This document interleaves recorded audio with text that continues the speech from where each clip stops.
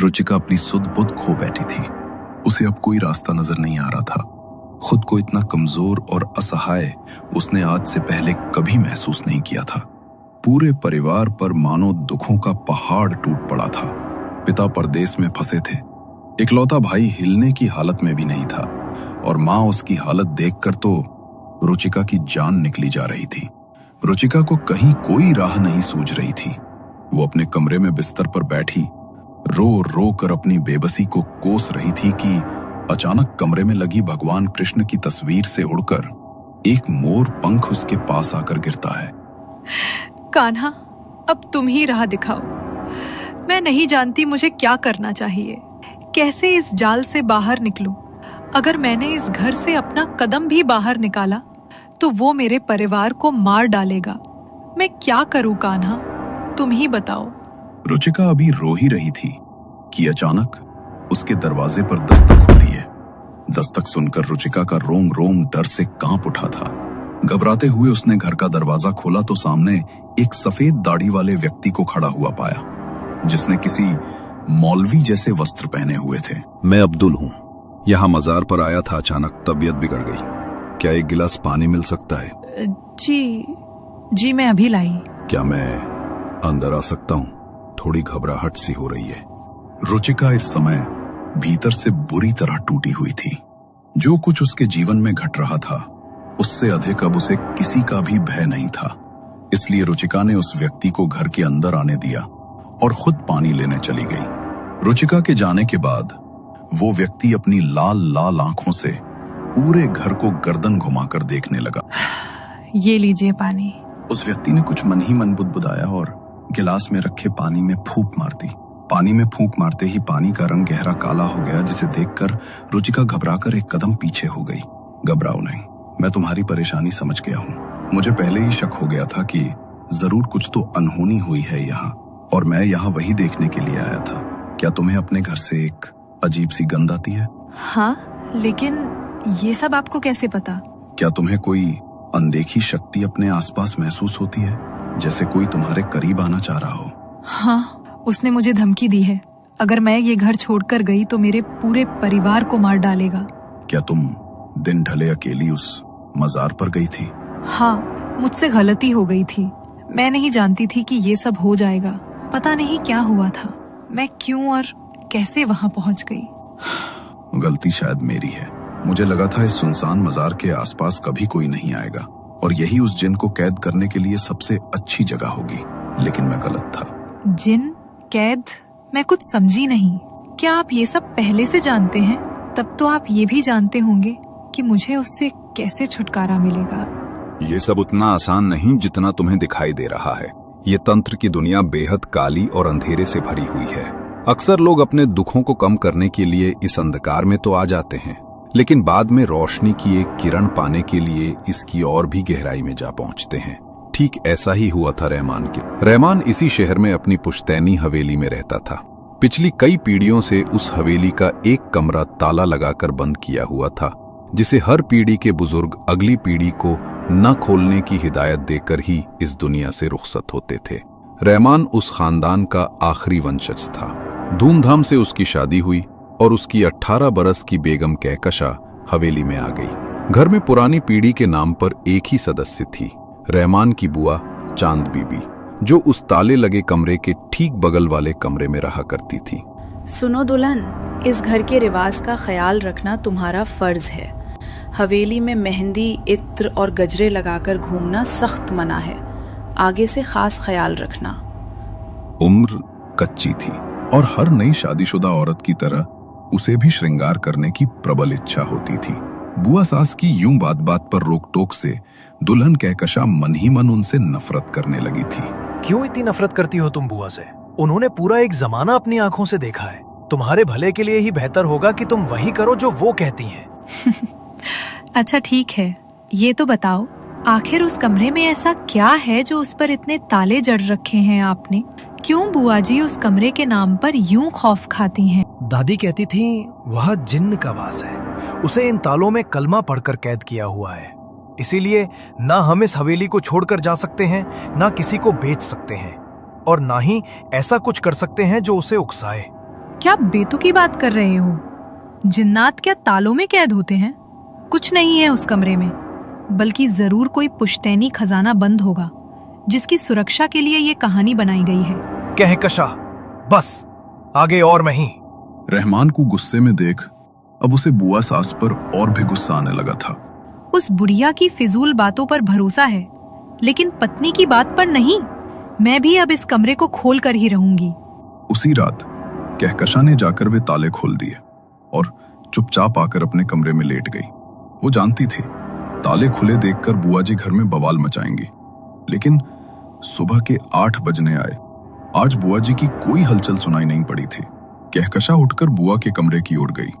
अंदर का नजारा देखकर उसकी चीख निकल गई। अंदर कमरे में हर तरफ खून ही खून बिखरा था और बुआ जी का शरीर इतनी बुरी अवस्था में था कि उसे देखते ही नई दुल्हन को चक्कर आ गए। पत्नी की चीख सुनकर रहमान भी दौड़कर कमरे में आया तो देखा बुआ का शरीर पंखे से झूल रहा था और उनके शरीर के सभी अंग, हाथ, पैर, सिर सब उल्टी दिशा में घूमे हुए थे। ऐसा लगता था किसी ने मारने से पहले उन्हें बुरी तरह तरपाया था। एक तरफ बुआ जी की लाश थी, दूसरी तरफ पत्नी बेहोश जमीन पर पड़ी थी।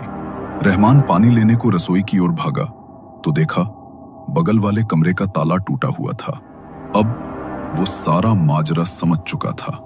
पानी की छींटे कहकशा के चेहरे पर मारने के बाद जब उसे होश आया तो रहमान को समझ आया कि ये वो कहकशा है ही नहीं। उसकी आंखें लाल हो गई थी, चाल मर्दाना हो गई थी और आवाज भारी। भूख लगी है मुझे, भर पेट खाना और इत्र की बोतल लेकर आओ। पत्नी की डरावनी आवाज सुनकर रहमान बुरी तरह घबरा गया। उसने घबराते हुए कहकशा के सामने मांस रखा और जब वो मगन होकर उसे खाने लगी तो मौका पाकर रहमान ने कुर्सी के साथ उसे कसकर बांध दिया और कमरा बंद करके वहां से निकल गया। इससे बाद में निपटूंगा, पहले बुआ की रुखसती की तैयारी करनी होगी। बहुत बड़ी अनहोनी हो गई है, न जाने आगे क्या होगा। कुछ खास रिश्तेदारों को बुलाकर उसने जल्दबाजी में बुआ का अंतिम संस्कार कर दिया।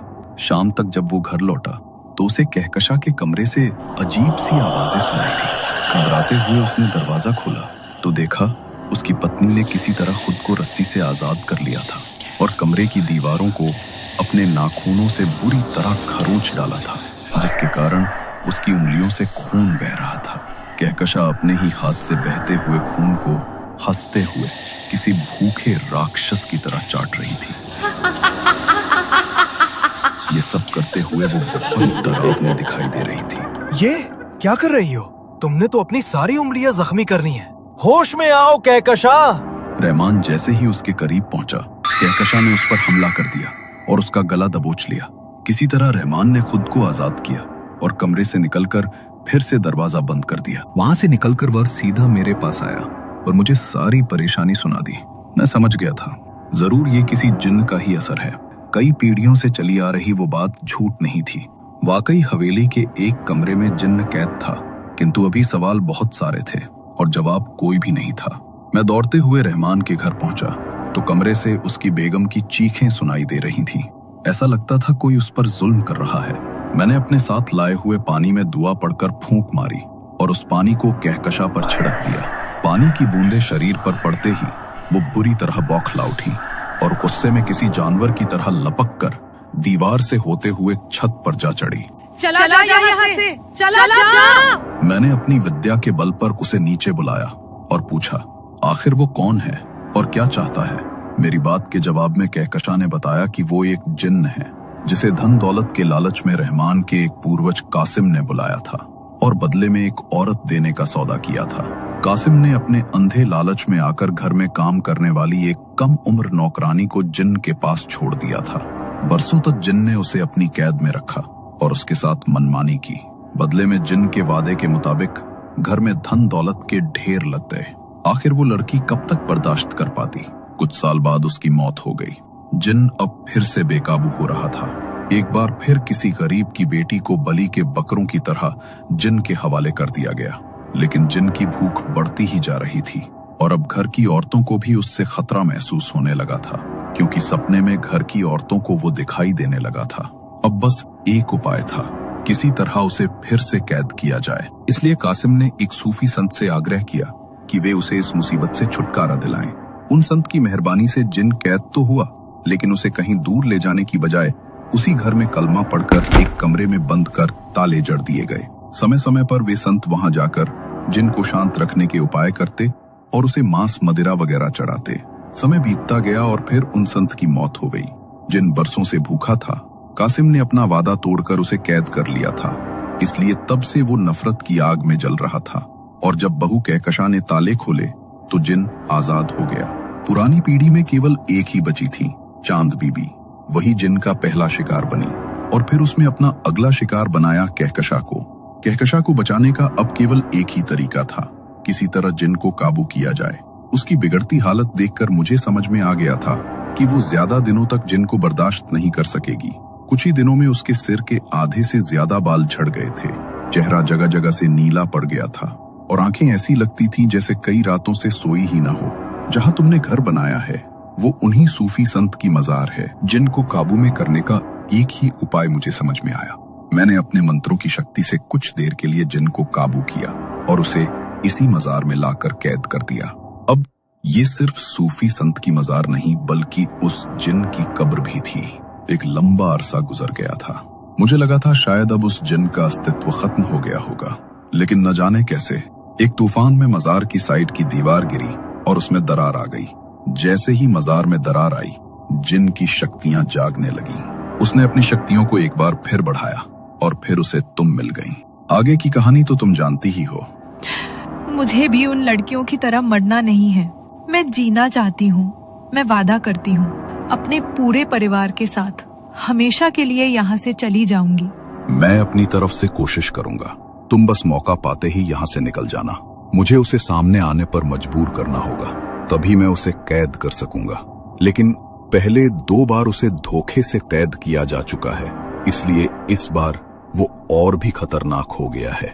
बाबा ने एक कागज पर कुछ लिखा और धीमी आवाज में दुआएं पढ़नी शुरू की।